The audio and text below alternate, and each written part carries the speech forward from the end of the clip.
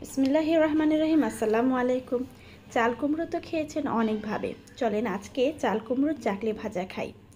সেজন্য আমাদের প্রথমে খুবই কচি একটা চাল কুমড়ো লাগবে, একেবারে কচি। দেখুন একদম বিচিগুলো এখনও ছোট ছোট রয়েছে। এই চাল কুমড়োটাকে আমি এরকমভাবে কেটে নিয়েছি ফালি ফালি করে, দেখেছেন। এখন সামান্য হলুদ লবণ দিয়ে একটু ভাপিয়ে নেব 70%-এর মতো। এখন একটা মশলা রেডি করব। এখানে আমি 1 চা চামচ জিরে এবং 1 চিমটি পরিমাণ মৌরি এবং 2 টেবিল চামচ সরিষা, 4-5টা শুকনো মরিচ, কাঁচামরিচ, 1 ইঞ্চি পরিমাণ আদা, 1 চামচ পরিমাণ পোস্ত এবং কিছু রসুন একসাথে আমি পাটায় বেটে নেব।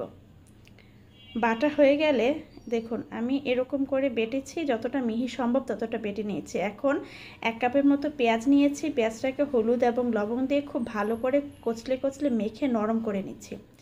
এখন যে সরিষা বাটাটা ছিল মশলা দিয়ে বেটে রেখেছিলাম, ওটাকে ওই নরম করা পেঁয়াজের সাথে ভালোভাবে মেখে নিচ্ছি।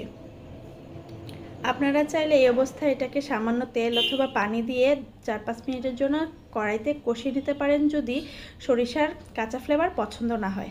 আমার কাছে এমনিতেই ভালো লাগে, তাই আমি কষাইনি। এখন এই যে দেখুন ভাপিয়ে রাখা চাল কুমড়োটার ভিতরে আমি এক এক করে সরিষার পোটটা এরকম করে ভরে ভরে নিব। চাল কুমড়োটা এমনভাবে কাটতে হবে যেন একটু হলেও লেগে থাকে এক প্রান্ত আরেক প্রান্তের সাথে। এই যে দেখুন এরকম করে আমি পুর ভরে দিচ্ছি। আপনারা এটা সরিষার পরিবর্তে পোস্ত অথবা তিল দিয়ে করতে পারেন, তবে আমি সরিষা দিয়ে বেশি ভালো লাগে। এখন 2 টেবিল চামচ পরিমাণ বেসন এবং 2 টেবিল চামচ পরিমাণ চালের আটা দিয়ে আমি একটা পাতলা একটা ব্যাটার তৈরি করে নিব। পরিমাণ মতো লবণ, 1/2 চা চামচ হলুদ, 1 চা চামচ জিরা এবং পরিমাণ মতো মরিচের গুঁড়া দিয়ে একটা ব্যাটার তৈরি করছি। আমরা যেরকম আলু চপের জন্য বেসন তৈরি করি ঠিক ওই রকমভাবে।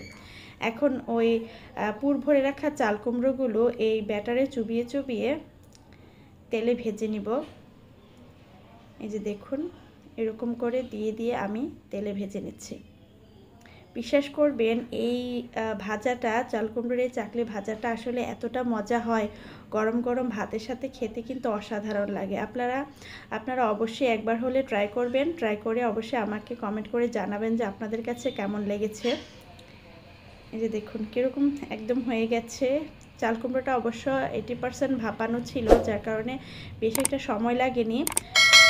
শুধু উপরের যে ব্যাটাটা ছিল ওটা লাল লাল করে ভেজে নিলে হয়ে যাবে, ভিতরের সরিষা পেঁয়াজ এগুলো এই সময়ে সেদ্ধ হয়ে যাবে। এখন গরম গরম ভাতের সাথে কিছু লেবু আর কাঁচামরিচ দিয়ে খেতে অসাধারণ একটা ভালো লাগে। আপনারা অবশ্যই এটা ট্রাই করবেন। খুবই সাধারণ এবং সিম্পল একটা রেসিপি। আমরা বর্তমানে এখন তো ডিজিটাল যুগে বিভিন্ন দেশীয় খাবার খেতে খেতে নিজেদের দেশীয় খাবারগুলো ভুলে যাচ্ছে দিন দিন। আসলে এটা দেশীয় খাবারগুলো কিন্তু অসাধারণ একটা স্বাদ। ভিডিও দেখার জন্য ধন্যবাদ। লাইক কমেন্ট শেয়ার দিয়ে পাশে থাকবেন। আল্লাহ হাফেজ।